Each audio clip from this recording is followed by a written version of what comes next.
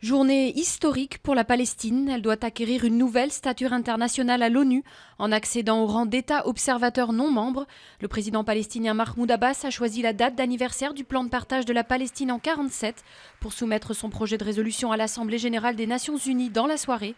Le texte est assuré d'être adopté, reste à savoir par combien de pays.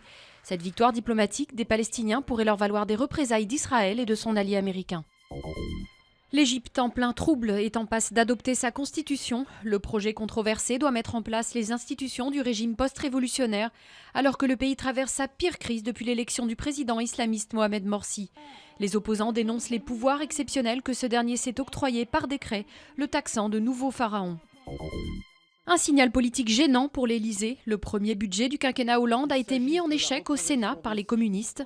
Encore une fois, la majorité de gauche sénatoriale, qui n'a que 6 voix d'avance, n'a pas fait bloc face à la droite et aux centristes. Le ministre de l'Intérieur a regretté ce vote, en rappelant que l'Assemblée nationale aura le dernier mot sur le projet de loi de finances 2013. Le cri d'alarme d'Amnesty International sur les Roms en France. L'organisation demande à l'État de mettre fin aux expulsions forcées des campements.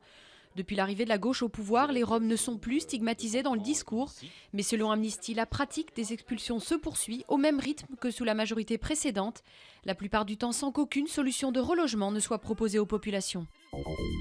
Attention, jouets nocifs. Les douanes françaises ont détruit plus de 30 000 articles dangereux, dont 15 000 jouets importés en contrebande de Chine via la Belgique. Pistolets à bulles, peluches, chiens mécaniques ou poupées danssantes. Les objets saisis, souvent vendus à la sauvette dans le métro, représentent un risque pour le consommateur. Certains contiennent des taux de produits chimiques toxiques 130 fois supérieurs à la norme autorisée.